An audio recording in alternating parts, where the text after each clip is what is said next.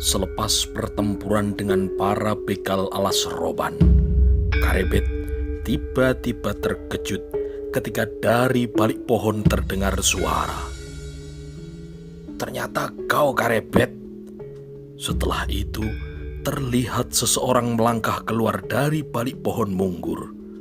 Seseorang yang berumur setengah abad, bertubuh sedang, berpakaian sederhana, dan berwajah tenang. Melihat seseorang keluar dari balik pohon munggur, Karebet pun berkata dalam hati, "Pantas kalau aku tidak mampu mendengar kehadirannya di sini."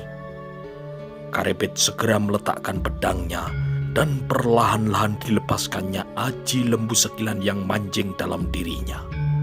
Lalu dihampirinya orang yang menyapanya itu. "Siwo Kebo Kanigoro," kata Karebet sambil melangkah maju. Diciumnya tangan orang tua itu.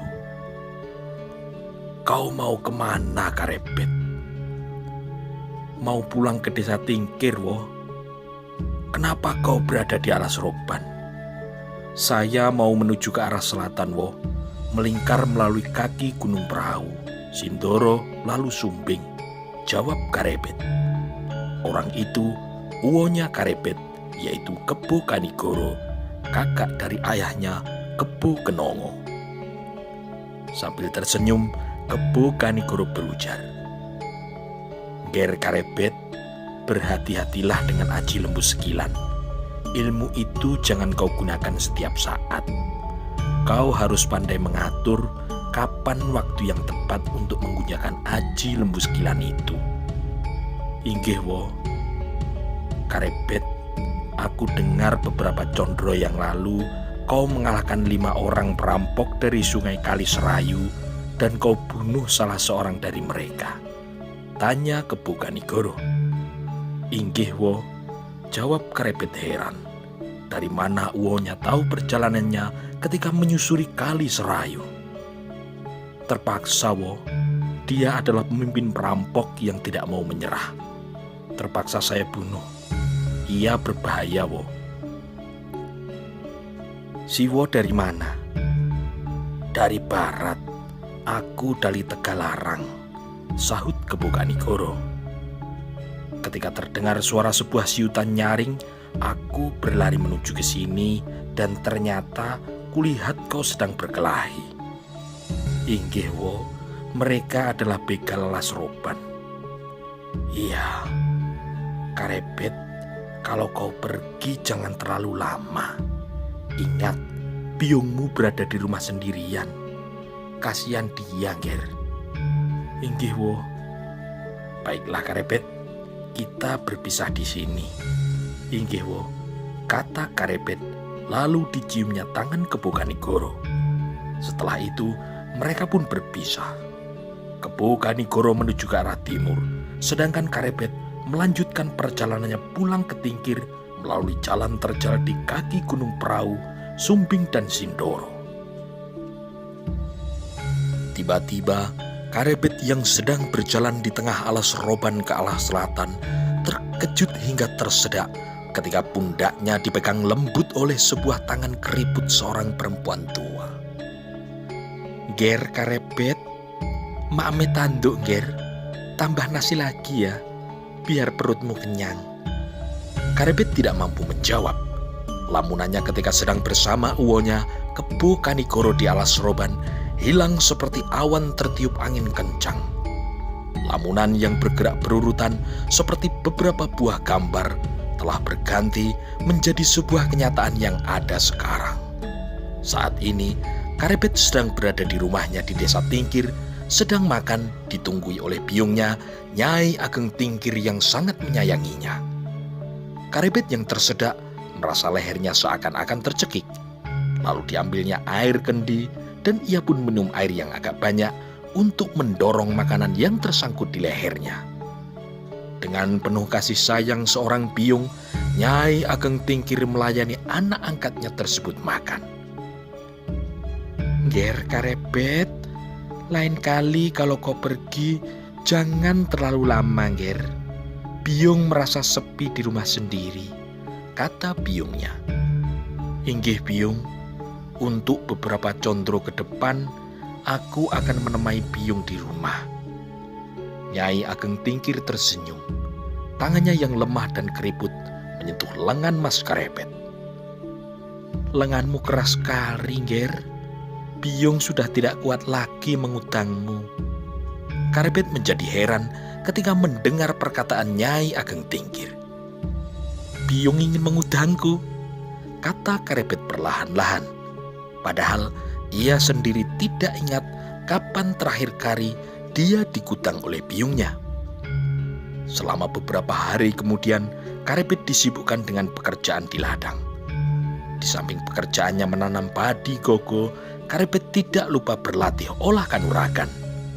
Beberapa hari dia tinggal di dalam hutan, melatih kekuatan tangan dan kaki, berlatih kekuatan raga dan jiwa, berlatih bukan hanya ilmu dari perguruan Benggeng saja, tapi juga ilmu dari beberapa perguruan yang lain.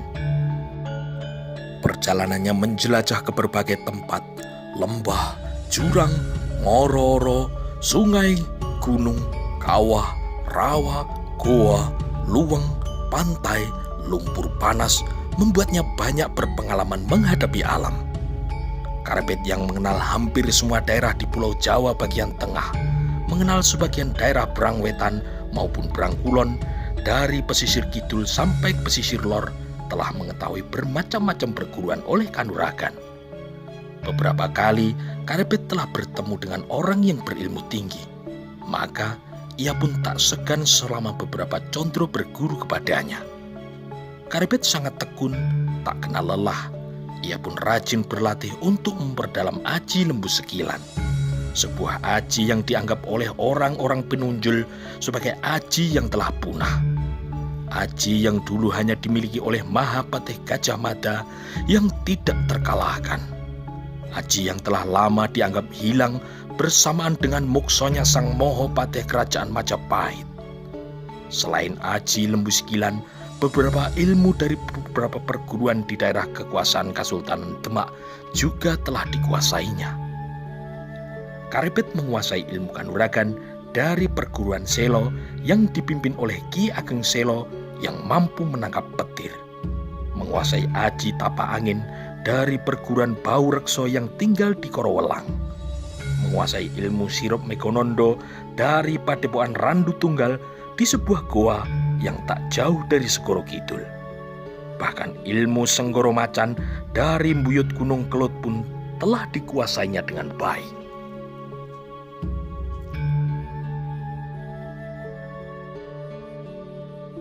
Di suatu pagi, setelah matahari terbit, Karepet duduk bersila di tanah. Matanya terpejam, memusatkan pikirannya untuk memulai gerakan sebuah ilmu kanuragan. Sekejap kemudian, Karepet telah meloncat berdiri. Kedua tangannya bersilang di depan dada, seolah-olah di depannya sedang berdiri seseorang yang menjadi lawannya. Karepet menggerakkan kedua tangannya secara bergantian menyerang musuhnya. Tebasan sisi telapak tangannya menyerang ke depan, disusul tusukan dua buah jari tangannya ke arah leher. Ketika lawannya seakan-akan menangkis, maka dengan cepat 5 jari tangannya telah berubah arah, menyerang dada dengan jari-jari tajam mencengkram. Karepet bergerak melingkar, mengelilingi musuhnya, tangannya bergantian menyerang cepat sekali. Tangannya yang hanya 2 buah seakan-akan telah berubah menjadi 3 buah. Itulah ilmu Trisulo Manik dari Panembahan Gunung Lawu yang bersumber dari ilmu Ronggolawe yang perkasa. Karepet bergerak dengan cepat menyerang musuhnya. Keringatnya mengalir deras, sehingga terasa tubuhnya menjadi licin. Ternyata Karepet sedang mengeterapkan aji welut putih yang bisa membuat tubuhnya menjadi licin selicin belut yang tidak akan dapat ditangkap oleh lawannya. Karepet masih terus bergerak lincah. Tangan dan kakinya menyerang bayangan lawannya. Dikeluarkannya semua kemampuannya, diperas semua ilmunya sampai tipis. Matahari sudah semakin meninggi ketika Karepet mengakhiri latihannya hari ini, lalu diambilnya sepotong kain dari bungkusan yang dibawanya. Dibersihkannya keringat yang menempel di tubuhnya. Setelah cukup beristirahat, maka Karebet berjalan keluar dari hutan. Langkah kakinya telah membawanya menuju ladangnya. Dilihatnya, padi Gogo di ladang hampir menguning. Sebentar lagi akan dipanen. Sehingga Mas Karebet harus lebih sering ke ladang untuk mengawasi padinya agar supaya tidak habis dimakan burung. Beberapa hari kemudian, di suatu pagi yang cerah, Karebet bersiap akan pergi ke ladang. Ketika itu, dilihatnya Nyai Ageng Tingkir sedang menyapu halaman. "Ger Karebet, kau akan pergi ke ladang?" tanya Nyai Ageng Tingkir. "Inggih, Biung." "Bawa makanan yang banyak, Ger." "Sampun, Biung," jawab Karebet, dan berangkatlah dia ke ladang menunggu padinya yang sudah hampir panen. Menjelang sore, hujan gerimis membasahi desa Tingkir. Awan mendung masih menggantung dari arah selatan.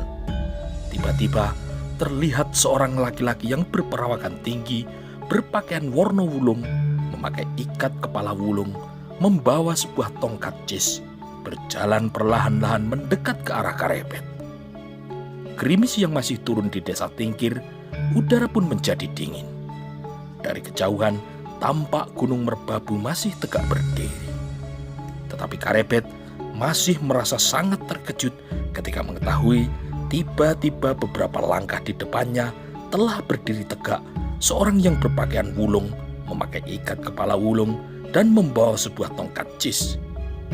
Karebet adalah seorang pemuda yang perkasa yang prigel olah kanuragan. Mata dan telinganya terlatih baik dan mempunyai panggraito yang tajam. Tapi ternyata dia tidak mengetahui kedatangan orang tersebut. Segera saja ia bersiaga.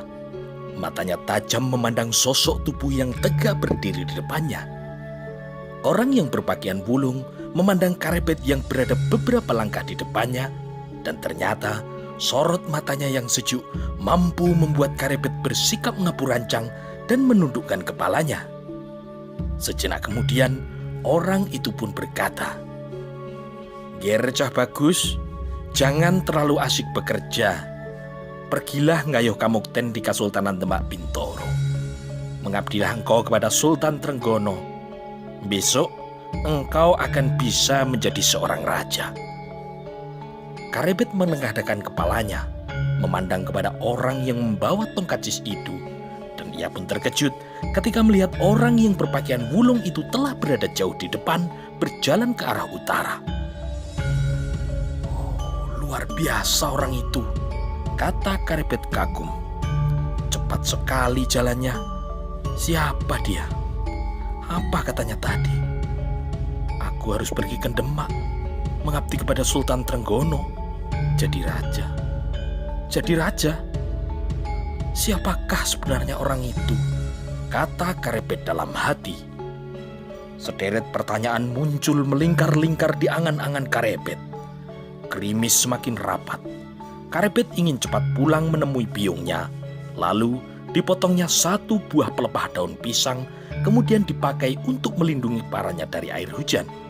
Dan dengan cepat Karebet berjalan pulang ke rumah. "Biung, Biung," kata Karebet memanggil Nyai Ageng Tingkir ketika sampai di rumahnya. "Ada apa, Ngger anakku Karebet?" saut biungnya yang keluar dari ruang dalam. "Biung, ketika aku sedang menunggu padi Gogo, lalu ada orang datang dan berkata supaya aku mengabdi ke Demak dan nantinya aku bisa menjadi raja," kata Karebet. "Kau akan menjadi raja, Ngger?" tanya Nyai Ageng Tingkir. "Kata orang itu, Biung." "Ciri-ciri orangnya seperti apa, Ngger Karebet?" "Orangnya tinggi, Biung, berpakaian serba wulung, ikat kepala wulung, dan ia membawa sebuah tongkat cis," kata Karebet. "Ngger Karebet, dia adalah seorang wali yang waskito. Dialah Kanjeng Sunan Kalijogo," kata biungnya. Karebet terkejut ketika mengetahui yang berkata demikian adalah Kanjeng Sunan Kalijogo. "Lalu, apa yang harus aku lakukan, Biung?" Nyai Ageng Tingkir memeluk tubuh Karebet yang basah terkena air hujan. Nger Karebet, Biyung rela kau pergi kota Rajan Demak, karena yang mengatakan kau akan menjadi raja adalah seorang wali yang waskito, Kanjeng Sunan Kalijogo. Inggih Biyung, kata Karebet. Nger Karebet, sebaiknya kau berangkat besok pagi. Inggih Biyung, jarak kota raja juga sangat jauh. Kalau kau berangkat sendiri, kau bisa tersesat. Biarlah besok 2 orang pembantu kita, Pamanmu Suto dan Pamanmu Noyo, mengantar kau pergi ke kota Rajan Demak. Mereka sudah pernah pergi ke sana. Mereka sudah tahu jalan ke kota Rajan Demak, Nger, kata Nyai Ageng Tingkir. Di kota raja ada pamanmu, namanya Ki Ganjur. Sekarang ia bekerja dalam Suronatan. Temui dia di sana, kata Biyungnya. Inggih Biyung. Malam telah larut. Malam yang sepi di desa Tingkir, sayup-sayup terdengar suara kentongan yang dipukul dengan irama dara muluk, yang kemudian disaut oleh suara kentongan di rumah Nyai Ageng Tingkir yang dipukul oleh pembantunya. Toro muluk, sudah tengah malam, desis Nyai Ageng Tingkir yang tidak dapat memejamkan matanya. Angan-angannya melayang tinggi, teringat kepada ayah dan ibu Karebet, yaitu Ki Ageng Pengging dan Nyai Ageng Pengging yang telah meninggal dunia dan telah memberikan seorang anak angkat kepadanya. Meskipun Karebet hanya seorang anak angkat, namun kasih sayangnya kepada Karebet telah sok glogok tanpa wates, sudah balung sungsum. Semua kasih sayangnya tertumpah kepada Mas Karebet. Kini Mas Karebet harus pergi ke Demak. Seorang wali yang waskito, salah seorang wali songo, yaitu Kanjeng Sunan Kalijogo, telah berkata bahwa Karebet besok akan menjadi seorang raja. Tangannya yang keriput mengusap kedua matanya, dan telapak tangannya pun menjadi basah. Betapa bangganya Nyai Ageng Tingkir ketika melihat anak angkatnya besok akan menjadi seorang raja. Karebet akan mukti di kota raja. Anakku akan menjadi raja di sana, kata Nyai Ageng Tingkir dalam hati. Di kamar yang bersebelahan dengan kamar Nyai Ageng, Karebet tidak bisa memejamkan matanya. Besok pagi, dia akan pergi ke kota Rajan Demak, meninggalkan Biyungnya yang sudah semakin sepuh. Sekarang pun Biyung sudah sering lupa. Banyak yang tidak ia ingat. Biyung sudah mulai agak pikun. Kasihan Biyung, kata Karebet dalam hati. Keesokan harinya, setelah fajar menyingsing, Karebet bersama pembantunya Suto dan Noyo bersiap berangkat ke Demak. Nger Karebet, itu bekal yang akan kau bawa ada di atas lincak. Biar nanti yang membawa Paman Suto dan Paman Noyo, kata Nyai Ageng Tingkir. Karebet terkejut ketika melihat di atas lincak ada beberapa sisir pisang, pepaya, jagung, ketela rambat dan ketela pohon. Ada juga jagung pipil yang sudah direbus. Ternyata Biyungnya sudah mempersiapkan bekalnya sejak menjelang fajar. Inggih Biyung, matur sembah nuwun, jawab Karebet yang tak sampai hati kalau ia menolak bekal yang sudah disiapkan oleh Nyai Ageng Tingkir. Ketika semuanya sudah berangkat, Nyai Ageng Tingkir kemudian memeluk anak angkatnya itu dengan kuat. Kau akan mukti di sana, Nger. Kau akan mukti. Inggih Biyung, pangestinipun. Karebet kemudian mencium tangan Biyungnya dan kepergiannya ke kota Rajan Demak telah dilepas dengan linangan air mata Biyungnya. Mari kita berangkat, Paman, kata Karebet kepada pembantunya, yaitu Suto dan Noyo. Selangkah demi selangkah, mereka bertiga meninggalkan desa Tingkir menuju ke utara, ke kota Rajan Demak. Pagi itu, di atas langit gunung Merbabu terlihat cerah. Seorang pemuda tampan beserta 2 orang setengah baya berjalan keluar dari desa Tingkir menuju ke arah utara. Karebet, atau yang disebut juga Joko Tingkir, yang sedang berusaha menggayuh Kamukten di Kesultanan Demak, berjalan di depan. Kemudian di belakangnya diikuti oleh kedua pembantu Biyungnya, yaitu Suto dan Noyo. Sebetulnya Karebet lebih senang kalau ia berangkat ke Demak sendiri, berjalan tanpa harus membawa teman maupun beban, seperti yang telah berkali-kali dilakukannya. Namun, dia tidak sampai hati membantah perkataan biungnya. Nyai Ageng Tingkir masih menganggap Mas Karebet seperti anak kecil. Dianggapnya, ia belum tahu jalan yang harus ditempuh untuk menuju ke kota Raja Demak. Sehingga Nyai Ageng Tingkir perlu menyuruh Suto dan Noyo untuk mengantarnya sekaligus sebagai penunjuk jalan. Biung pasti mengira kalau aku belum pernah pergi ke kota Raja Demak, kata Mas Karebet dalam hati. Padahal sewarsa yang lalu dia telah 2 kali mengunjungi kota Raja Demak. Perlahan-lahan matahari terus mendaki langit. Semakin lama semakin tinggi. Ketika perjalanan mereka bertiga melintasi sebuah sungai kecil, Karebet pun bertanya, "Jalan mana yang harus kita lewati, Paman?" "Kita berjalan lurus ke utara. Sebelum sampai di rawa, kita masuk hutan sampai tembus ke Sungai Tuntang," kata Suto. "Ya, setelah sampai di Sungai Tuntang, kita nanti berbelok ke kanan menyusuri sungai itu dan kita akan sampai di kota Raja Demak," sambung Noyo. "Paman, kalau kita lewat dekat hulu Sungai Tuntang, kita memutar terlalu jauh. Sebaiknya kita ambil jalan yang lebih dekat. Setelah kita melalui pohon randu alas di sebelah gumuk, kita berbelok ke kanan melewati jalan setapak. Nanti kita akan sampai di sebelah timur Kedung Sengingi," kata Karebet.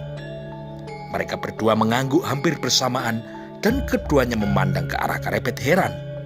Dari mana ia bisa mengetahui tentang jalan pintas itu? "Kita berhenti dulu di bawah pohon randu alas, Paman. Kita makan bekal yang diberi Biung, supaya Paman lebih ringan membawanya," kata Karebet sambil tersenyum. Mereka bertiga berjalan menuju randu alas, duduk bersama di bawahnya sambil menikmati bekal yang dibawanya. Suto mengeluarkan beberapa bungkusan yang berisi jagung pipil rebus yang dimakan bersama-sama dengan secuil kelapa muda.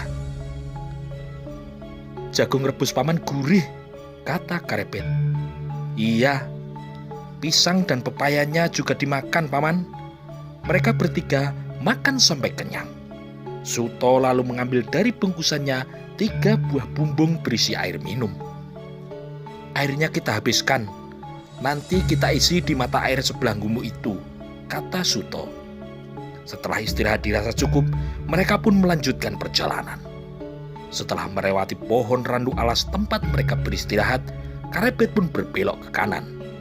Jalan setapak yang menuju ke arah Kedung Sengingi masih belum terbuka, sehingga Mas Karebet atau Joko Tingkir perlu membuka jalan. Diambilnya sebuah pedang pendek yang dibawanya, dan dengan tangannya yang terampil, Karebet bekerja membuka jalan, memotong dahan dan sulur yang mengganggu perjalanan mereka.